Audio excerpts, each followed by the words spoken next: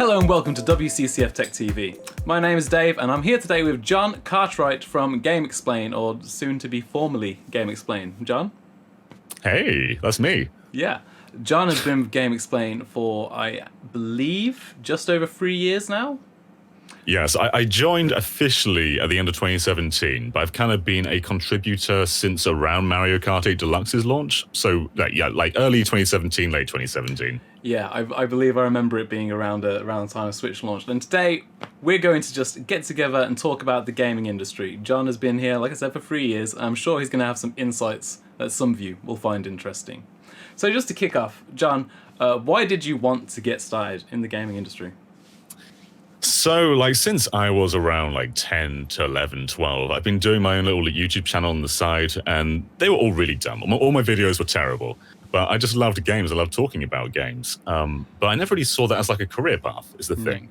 So I went to university and I got a degree in PR because I didn't know what I wanted to do. So I thought I'd just get a degree and maybe that would lead me into a job. But yeah, it turns out just talking about games on the internet started becoming a career. So I never really saw it as something I could chase. But I just kind of fell into it after a while. And eventually Nintendo would start giving me review copies for my channel, which was crazy. Because I was just a small 3,000 subscriber, 4,000 subscriber channel. So to get Nintendo games was kind of nuts for me. But by doing that, I would communicate with other people in the media, like Andre from GameXplain. And I think while reviewing Mario Kart 8 Deluxe, we were playing online together. And we all had this big press server on Discord, and you were in there too. Yeah. And while playing multiplayer matches, once we finished, he just DM'd me saying, do you want to be on our discussion? Which I was nobody then, so it's crazy just to get invited on that. That's great. But yeah, I never really had the ambition to be in games media, but I always loved talking about games, so I guess I just kind of fell into it eventually. Happy coincidence, eh? Yeah. So, what is the reality of games media compared to what you expected before coming in? It's a lot more work than I thought it would be. It seems like you just play games all day and you talk about games, but that's not what it is. There is so much work that goes in, so much writing, so much planning. The biggest part is how much of your life it takes out of you, because you're literally on the clock all the time. It's constant. So I didn't expect the time sink, and I've had to sacrifice social events just to cover games. But I still love what I do though. So even if it can be a lot of work sometimes, it's work I enjoy. Yeah, it's really good to hear. But I completely understand that. There's been a fair few times I would like to do something other than play video games, and then I actually have to play a game for review. In one of the few times I have off, It can cut into things. And I believe with GameXplain as well, you're going to put an awful lot of time into just the video editing work itself. Yeah. So with GameXplain, so when it comes to a review, I'd have to write it up like you would any usual site, and then you've got to voice it. Then you've got to get all your gameplay from a 12-hour playthrough and edit that all together. So there's a lot more steps on top of just writing a review, which can be a big time sink. And compared to other jobs, I've got friends who just work in general usual jobs, and they'll be complaining about what they're doing, and then I'm just well, I got stuck on this really hard part in a game. It makes you feel very inadequate compared to them, but I still love what I do then. Yeah, absolutely. I wrote up a full guide for Oceanhorn 2 recently, and anytime my friends how's work been, I'm terrible. I had to do 3 dungeons today, all the bosses. So yeah, I understand that. So as you said, you went from a channel which had 3,000 to 4,000 subscribers, nom-coms, I believe, and then you quite quickly joined GameXplain and suddenly 1 million subs. What's that experience like? That's weird. It's so weird. So I my old channel would be lucky to get 1,000 views on a video, but with GameXplain, you're guaranteed at the bare minimum, even if it's a topic no one cares about. I think the guaranteed views is around probably 10,000. But on a whole, we usually get 50,000, sometimes 100K, sometimes more than that. So to have people actually paying attention to what you're doing is very different. Having to actually please an audience rather than just pleasing yourself, which sounds bad now that I hear that back. But Yeah, it's jarring to jump to an audience that already expects something. They have a standard they expect from the other crew they have to kind of live up to. And I didn't want to just like follow their formula and follow their pattern. I kind of wanted to do something a bit different, which people appreciate now, I think. But at the time, they're like, who the hell's this guy? Bring back Andre, bring back Derek. Yeah. Yeah, but now that I'm leaving, you get all these heartwarming comments like, oh, you like are the channel to me, which is so strange. Yes. To look back on now. Yeah, I was gonna say, like, I remember when you first joined the channel, and you were just there occasionally, and even I, who was like a fairly regular GameXplain viewer at the time, even I was like, different voice, and also I was like, damn, Jon's voice is real deep. What the hell? Remember the first time I heard it, I was like, what? But yeah, now I looked at the comments on one of your videos just the other day, shortly after you announced you were leaving, and it was very heartfelt, very, very heartwarming to see everyone loving you. Clearly, they're going to click that subscribe button on Jon Cartwright channel. Hopefully. Yeah, I mean, that channel's something I've always wanted to do on the side, but finding the time is tough, because GameXplain's a full-time gig. So having to like constantly keep an eye out for the news, constantly review games, constantly cover games, that's tough to do on top of your own channel. So hopefully I can do a couple more things on there before I go, but yeah, we'll see. We'll see how it works out. Yeah. I completely understand that, because I've worked as a video editor outside of games media before, and as soon as I did that, I stopped doing YouTube stuff personally, because the crossover, the overlap, it becomes all-consuming, and I feel much the same when I am in games media. Like trying to run like a separate channel or something it's cutting into any leisure time you actually have to get away. It's easy to burn out too, because like you're taking a break from working to basically do more work. It feels, and like even if I have a passion for it, it's still a lot of time. Yeah, to be honest, sometimes I feel like that if I'm playing like a multiplayer game I'm not too much of a big fan of with friends. I kind of feel like I'm having to put work in, because it reminds me of reviewing bad games. For sure. Yeah. But anyway, like, so what has it been like even on like Twitter, going from having an account which has, you know, a few replies and likes on each tweet to many? I mean, I'd be lucky to get any replies on my tweets before I join GameXplain. I'll tweet things out. Sometimes they'll get like 1 or 2 likes from the same recurring followers every time, but other than that, I'd get no traction. But yeah, now I can basically type, like, I can just put the word Mario out there, and it'll probably get like 100 likes. Yes, absolutely. And so, go on. Sorry, go ahead. I was just going to say, like, how is it like? Did you see that growth happen slowly? Did it happen seemingly overnight? And does it feel powerful? Do you feel virile? I mean, I still like interacting with the same people. I love seeing like the same recurring people come back and like forming a relationship with them. So I don't think there's that much value in just having high numbers. Like if you're just interacting with a bunch of people that you know nothing about, then there's no real point in that. I use Twitter as a way to connect to those who I know. That's the main value of it. But yeah, it does feel pretty good just to tweet any old crap and still get a decent response. But it didn't happen overnight. No, like I think I joined and I got like 1,000 followers within the first year or so. I'm not sure when it really got higher than that. But it's reached a point where I'm getting like around, I'll say 2,000 a month. So it's definitely growing pretty steadily. Yeah.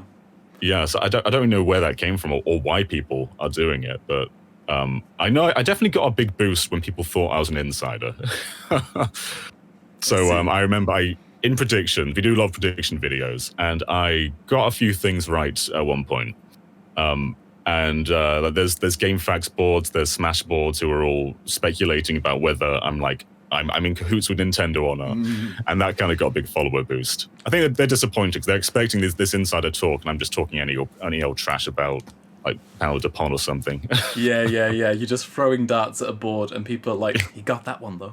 Yeah, yeah. We predict so much. Like in our predictions videos, we throw so much at them, but they stick to just one little thing. If anything turns out to be true. Absolutely, that's exactly what you want. I want the audience that ignores my mistakes. You know? But yeah, no, that's really cool. So What lessons have you learned in your time with GameXplain, like both with talking with like a larger community and handling a larger channel? I guess the biggest thing I've learned is like there's value in what you do. And I think when I first started off, I didn't really view my work as as like worthy of being on the channel, I suppose. And like even before that, when I had my own channel, I didn't think it was worth like being paid for, which is a big thing too. And any work, anything you read online, anything that you see in video is likely being paid for, and it deserves it because it takes work, it takes effort to get that in there. And it took me a little while to just sort of wrap my head around, like, okay, this is of value. Some people do want this. So my biggest like tip if you're getting into the industry is do get paid. Like that is such a big thing. It's such a big motivator, and your work is worth it. And I think also just working in a team's a very big thing too. Like a lot of people try and make it on their own. That's great. I mean, you can do that, but there's when the industry is constantly ticking, it's great to sort of share the workload, get feedback, get editing on certain things. So yeah, like doing things together is always very important too. Absolutely, absolutely. I work with multiple people, and getting people editing my work, it's very enlightening, very important, and also for reaching out and having new contacts is very important. If I need to contact Microsoft about Xbox Game Pass and I don't have a Microsoft contact, reach out to so and so along the chain, get there in the end, sort of thing. And it is important networking in the community like this, especially if you are in like a semi-freelance position where you're sort of hopping around. Yeah, who you know means so much. Like it gets you deals for like being able to review things, but like more than that, it can get you job opportunities. Yes. Like I wouldn't be working at GameXplain if I hadn't played Mario Kart with Andre. Yeah, and absolutely. I probably wouldn't. Like, I mean, I can't talk about what I'm doing next, but I wouldn't be doing that if I didn't like know them.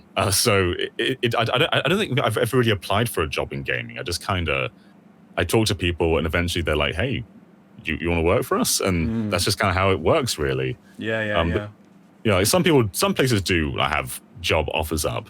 But for the most part, from what I've heard from friends as well, they just kind of it's who you know rather than like what you're aiming for. Yeah, it really is true.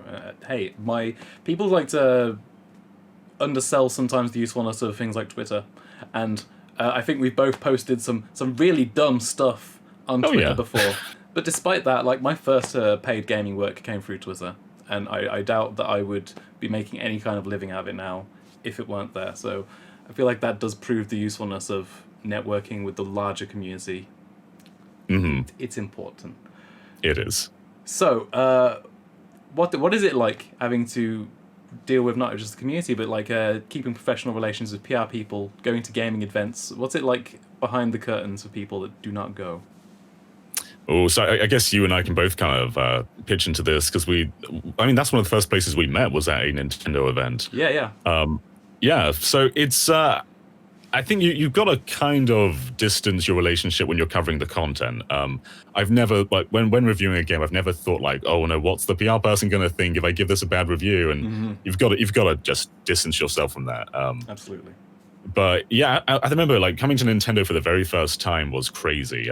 Because I've been a Nintendo fan since I was a kid, so coming to the UK headquarters was just kind of just this inspiring moment. And since then, I've become friends with a lot of people who work at Nintendo. Like the guy who runs the social media, for instance, on the Twitter, he's a great guy, and he does a great job of what he does. But I kind of just have to forget all that when actually doing my work, which I think is very important, and something probably everyone should do when they're covering games. Yes, absolutely. I got to admit, I do enjoy when there's like a 1 degree of separation, so I don't even know, who's there. I can just that's the best. I'll write whatever I want, but yeah, at the end of the day, whatever your relationship with whoever who works at whatever company can't come in the way of reviewing. And in fact, my girlfriend has friends that work at Crow Team, and recently I was approached to review Serious Sam 4, and I actually turned that one down. Oh. Purely on the basis that, like, some of her friends, like, we have movie nights with over Zoom or whatever, and I feel like it's a bit too far. Like, if it's just a PR acquaintance, that's one thing. When it's more like a personal acquaintance, you know? Yeah. Yeah, I've got a great friend who works at Rare, and I think you know him too. Yes. And I had to review Battletoads recently, and it's the first game he's been in the credits for. This clearly means quite a bit to him. And I gave it a pretty negative review, and I just haven't mentioned it to him. Let's just not talk about it. It's fine. It's fine. Yeah. So sometimes that has to be done, but bridges are rarely burned. Mm-hmm. Although Square Enix got pretty mad at me once because I really dissed a Final Fantasy Dissidia energy drink. Yeah. What? Yeah, they sent me a press pack, but they didn't send it me until the day the game came out because of the online servers. And so there was like an energy drink in there. I still have like the empty can. Don't. And I did like a rubbish Twitter video where I tasted it and reviewed it, and I said, this is terrible, just like the game. As a joke, of course. I hadn't even played the game at that point. But someone sent an email and they weren't happy. But, you know, they're okay with me these days. I was talking to them earlier in the week. We're all friends. It's fine. They know I was joking. We've all been there. So what has happened in your time with GameXplain that you perhaps weren't prepared for going in? Oh, okay. It's probably the workload I wasn't prepared for. So when I first joined GameXplain, my job was to put out weekly iterations of my series under the Super Scope, which is basically a game design breakdown. It's like why things work the way they do. I believe I watched all of them. Oh, really? Wow. I mean, I've wanted to do another one for a while. In fact, I've got the script for a Donkey Kong 94 episode for the Game Boy, which I've had lying around for maybe a year now. So I'm going to try and do that before I leave. But yeah, that's basically my main job for when it first started. And somehow, I don't remember how this happened, but I somehow just started doing everything. So I'd do like news updates, reviews, and all that. And when E3 comes around and there's games constantly being announced, and there's so much to cover, there's so much to analyze too, that's when I just kind of like, okay, this is a real the time sink, especially because when Smash was announced too, when Smash Ultimate was shown off, we had to like compare every stage to their Melee and Smash 64 and Brawl counterparts. Yes. We had to do weekly discussions about every single blog update. So that wasn't what I was prepared for, and but you kind of grow accustomed to it after a while, though. But yeah, just the amount there is to do, I was not ready for that. Yeah, I know online that some people make fun of how much content there is on GameXplain. However, it gets the views, doesn't it? Yeah. I mean, yeah, I'll be lying if I said every video is a passion project. There's definitely stuff I've had to do because, you know, that's what you're told to do. But, yeah, at the end of the day, stuff gets views and you got to chase that. But whenever I get a chance to, I love just do things that I want to do, even if I know that no one's going to watch them. Like, one thing I've been planning to do for a while, I'm not sure I have time to do this now, but I've been trying to do a retrospective on Panel de Pon, which is like the puzzle league. Yeah. This is I've been typing that up. The Panel de Pon memes on Twitter, I've been seeing. So I've got every game in the series now, and I've wanted to do a video just talking about it. I think I ran out of time, but yeah, if I could, I would just put that out, even if no one's going to watch it, just because it's something I want to talk about. I completely understand that, yeah. Not everything can be a passion project, especially when you are working for a wage. Isn't that just the unfortunate truth? So, here's a big question, and something that GameXplain sort of deals with, tiptoes around. Game leaks. Sure. Game leaks and rumors. And I know for a fact that, like, often when, for example, the big Nintendo leak, GameXplain are like, linking to it but not putting it in the video directly and such like that. What do you personally think about gaming leaks? It's a big one. This is a big one. I feel like they can ruin expectations. Like the Mario 3D All-Stars rumor has been going around since the start of the year. And I feel like if that weren't rumored, people would be all over this collection. But the fact that it was rumored for so long, expectations went really high. People thought maybe they'd be remaking Mario 64, maybe there'll be all these extras, and they're pretty basic ports, it sounds like. And I don't feel like that'd be such a bad thing if it weren't built up for so long. So I come on two halves on this. I feel like rumors can also be exciting. It's stuff to discuss. It can be fun, but it can also be damaging. And I've heard from the other side too, from friends who work at companies, that rumors can be detrimental to their security. Like someone I know at Nintendo, when the Smash rumors are going around with some of the characters who were legit in there, people were like being questioned, and it can get pretty rough, I hear.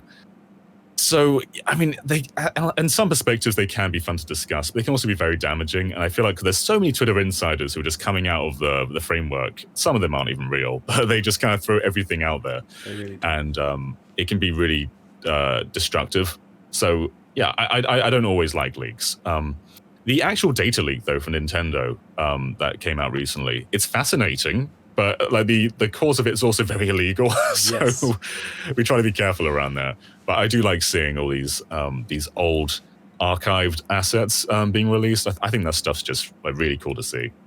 Yeah, no, I'm pretty much in 100% agreement. Like when it comes to leaking video games, I'm certainly not a video game insider. Just for the record, I don't know no one. I don't know nothing. I was saying there was going to be a direct last month. Clearly, I'm clueless. We got the partner direct. It's not what I wanted. But yeah, so for the record, that's where I stand on in the insider industry. But like, yeah, I think the fan base is a thing that needs to be tempered in the modern day. They can be quite feverish otherwise, and yeah, one or two bad leaks, or even a big rumor like the Grinch leak, can really set people off. Yeah, that was fun. So we decided fairly early on that the Grinch leak wasn't real. And people were very angry about that. I think just because of confirmation bias, they see characters they want, they convince themselves it's real. And for some reason, looking back on that, people say it's the greatest leak in history. I've seen multiple times. It's a blurry lanyard. I've never understood that one. Yeah. I understand why it became like it was like the greatest internet conspiracy theory for like months. I don't know why. Anyway, so you've already said that you can't really talk too much about what you're moving on to next, but like, what are the main reasons for you moving away from GX? Is it workload, as you've said? It's a mix of things, yeah. So personally, I've got a baby on the way. Yes. And she's coming November 10th. So she's pretty close. And we're also losing our house. Not my phone. Also losing our house fairly soon because our landlord is selling the property. So I could do with a bit more security. And because GameXplain's based in America, I'm kind of a contractor rather than fully employed. So whenever we like go to whenever we try to let somewhere, they don't like that I'm self-employed. So we always have to get my dad as like a guarantor to make sure we can actually get somewhere. So that's kind of fiddly. And just being employed fully somewhere would be very, very beneficial for me. But yeah, it is also the workload. I'm working on basically American hours. So I'm always on the clock. I'm always working pretty much whenever. So I want something a bit more flexible for that. And I think I've kind of just hit a point where I've more or less done what I've wanted to do at GameXplain. I don't feel like I'm really growing anymore. And I'm at that point where, well, I'm doing the day-to-day workload, and I kind of feel like I've been in a box for a little while, and I kind of just want to expand and do something a bit different. Yeah, I think we've already said that it can be hard to find time for passion projects when you're so busy, and that's eventually going to feel very uncomfortable. Yeah. I mean, I was just saying earlier that I have that Under the Superscope script been lying around for so long, and yes. I mean, I wanted to do it. I just haven't had the time to. There's just so much more to do. I think that's part of my problem. I want to be able to create stuff rather than just sort of cover everything. Yeah. It's completely understandable. So let's move on to something a bit more recent and relevant. Tell me, how are you feeling about Mario? I'm feeling ecstatic about Mario. Yeah. I was just expecting 3D All-Stars from that day, so to get an entire Mario Direct is nuts. Yes. I couldn't sleep that night. I was just thinking about Mario. I woke up in the morning. It's like, whoa, that was real. You had Mario 3D All Stars, a 3D world, a very enhanced. They undersold how enhanced that port is. There's so much going on in there. Then there's like these Mario 35. There's a Game & Watch. It's not so much they're doing. Yeah. I really like the Game & Watch. I hate the fact that I'm going to buy it. But I really like the Game & Watch because it's something I definitely do not need, but I want it real bad. And the Mario Kart Home Live AR game. Oh, yes. I am devastated that I definitely don't have the space for that. Yeah.